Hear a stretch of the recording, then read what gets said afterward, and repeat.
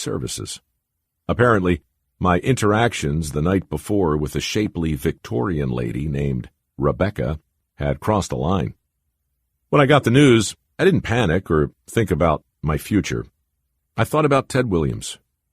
Had he watched my final moments on air from the comfort of his hotel room? Had he been sipping a brandy as I spilled my guts to that collectible doll, sharing with her my disappointment with past girlfriends, along with the 1,000 natural shocks that flesh is heir to? Had he laughed when I wondered aloud if a guy like me would have a shot with a doll like her? I sure hope so.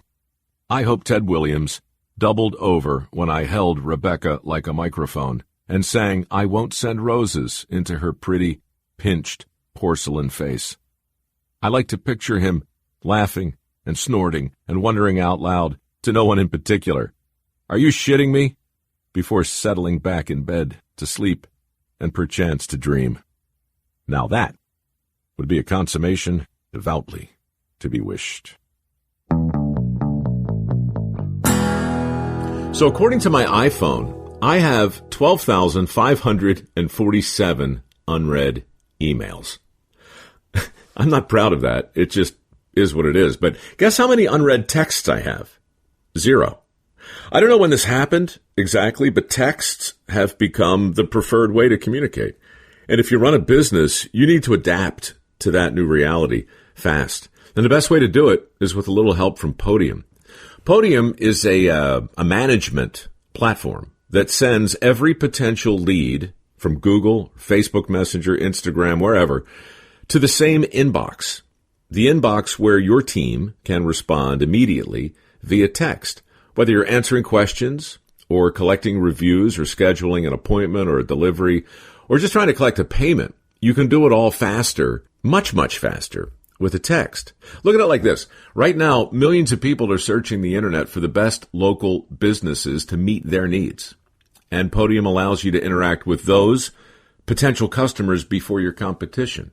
Home service providers, retailers, car dealerships, local service professionals, they're all getting more customers and keeping clients longer and collecting payment faster with Podium because texts get a response. Podium has free plans for growing businesses, plus all the power that growing businesses need to scale. Get started for free at podium.com/Mike. That's podium.com/Mike.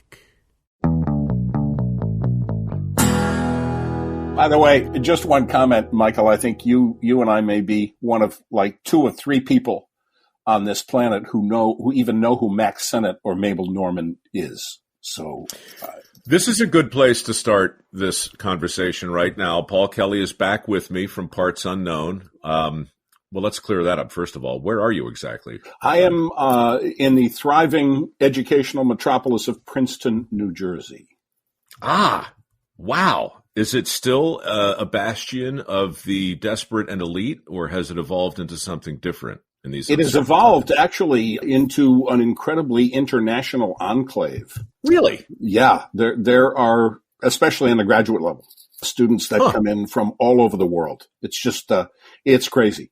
I mentioned this in the intro, but just in the interest of sucking up and sycophancy and all of that, you have generated a huge reaction in relative terms. We've had many guests on the podcast, and I've had the pleasure of free associating with all of them. But I don't know what it was. I think it might have been the epistemological jack-in-the-box, that turn of phrase, which became the title of our profoundly unscripted conversation, resonated with the proletariat, and many of them have demanded a reprise. So here you are.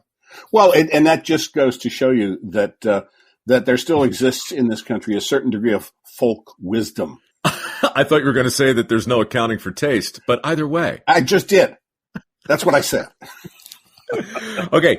You just made passing reference to Sennett, Mac and Mabel. Yeah. And you did it because in 1992, what did we do, Paul? Tell the people what we did. In 1992, we went into a sound studio and we recorded songs from a variety of sources, actually. But I believe that the songs that you and I recorded were directly from the Broadway stage. We did. Various times. One of the many extraordinary things that we happen to have a front row seat for at QVC was the introduction of the first truly consumer-based karaoke machine. And so we spent a lot of time on the air demonstrating this thing. And at some point, somebody somewhere said, hey, the host at QVC should do an album. And we did. It never sold much, I got to tell you. It never tracked in the top 50 or even the top 100. Undaunted, we pressed on. We kept doing the karaoke demonstrations on the air. We kept making fools of ourselves, and we kept, in fact, demonstrating why we were there and not on the Broadway stage. You're right. This did not make it to number one with a bullet. The QVC host sings, sing along with QVC. It's called, look, I've got the old cassette right here. I saved it. Oh, how good is that? I mean, I wish I could play it. There's probably a copyright issue, but when they said you can sing anything you want, they gave me 3 songs on here. And the first one was from a little remembered Mac and Mabel, but a great show. And the tune was, I won't send roses or hold the door. I won't remember which dress you wore. And I don't remember which one you sang. Do you? On that one, I don't. We did a second one, which didn't sell half as well as the first one. And there may be a connection. I was not invited back for that. No, you were. I think you were gone at that point. I was totally gone. But I did something from. Oh, what did I do? It was a Cole Porter. I know it was a Cole Porter. Yes, I mean, it should be on here. Dream a little dream. Don't it make my brown eyes blue? You really had me going. I want to be around. Maybe it's on side B. I don't know. That's where I belong, on side B. Folks, if you're listening to this and wondering what the hell we're talking about, Google Sing Along with QVC, and you can hear some stuff that probably never should have aired, but absolutely positively did. Yeah. Michael, we had such fun because we were really there at the beginning of a sea change in American commerce and in American media. This was a brand new thing. And we made it up as we went along, which at some points was painfully obvious, but at other points was surprising even to us how well it worked. It was a weird mix of not ever knowing what was going to happen next, juxtaposed with a level of immediate feedback unlike anything ever seen in modern broadcasting. We didn't have to wait to get a rating.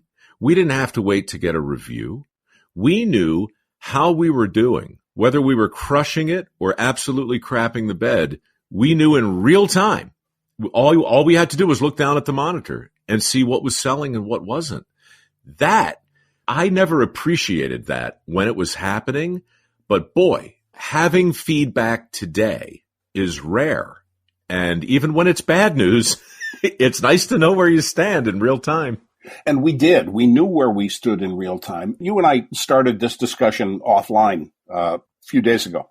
Later on, and actually it started in 1995, we took the show on the road. And that was about the same time that you started laying the groundwork for Dirty Jobs.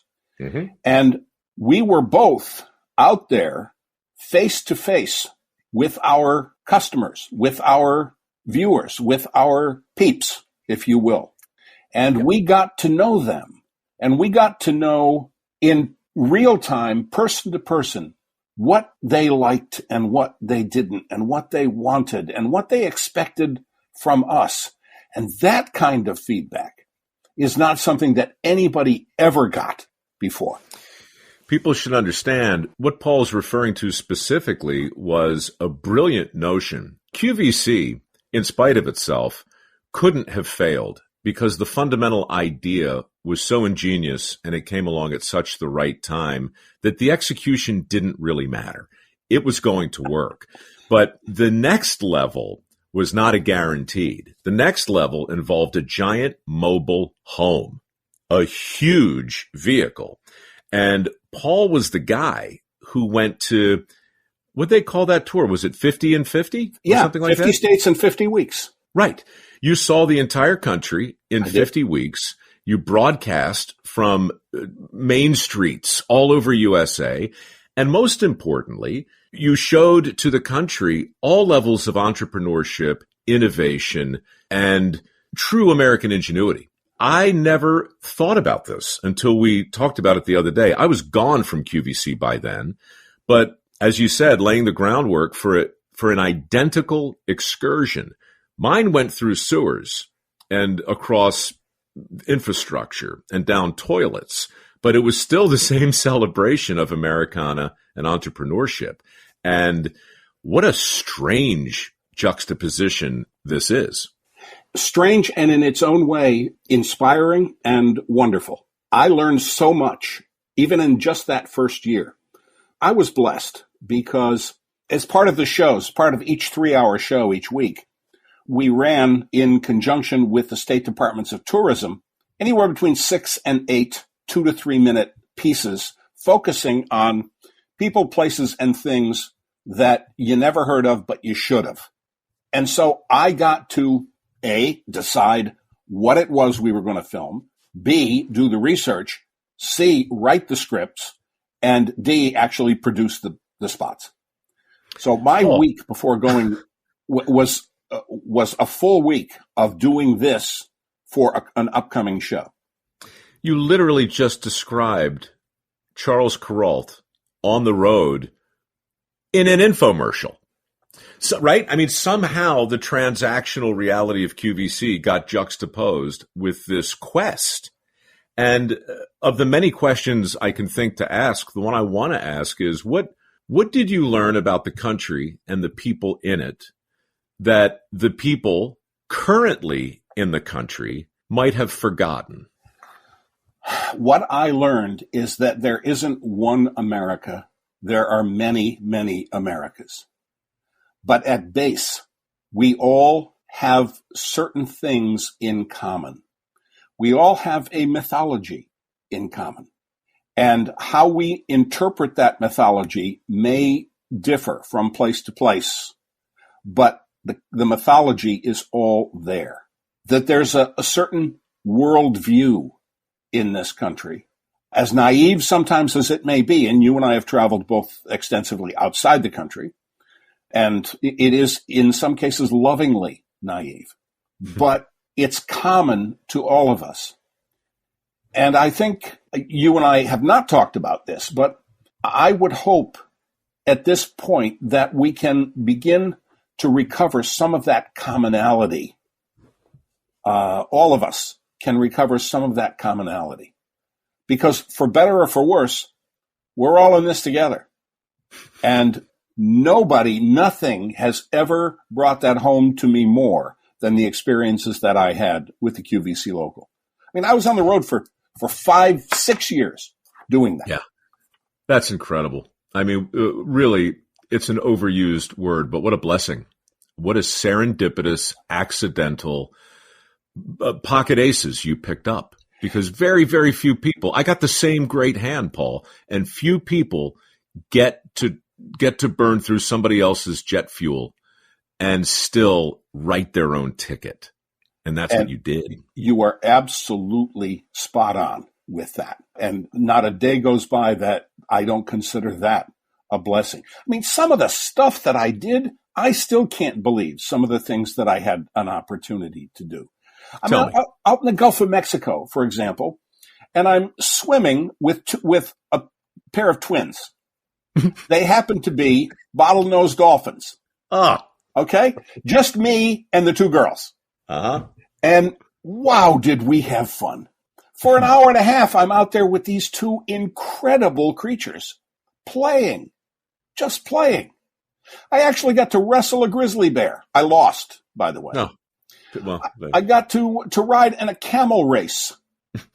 I mean, who does this stuff? Come on. Yeah. I got to do so many things that nobody would even think of doing. There's one national park in this country, one, that I have not been to. Only one, and I will get to it before I take my last breath. Have you been to Bryce? I have. If that doesn't confirm what you were talking about before, our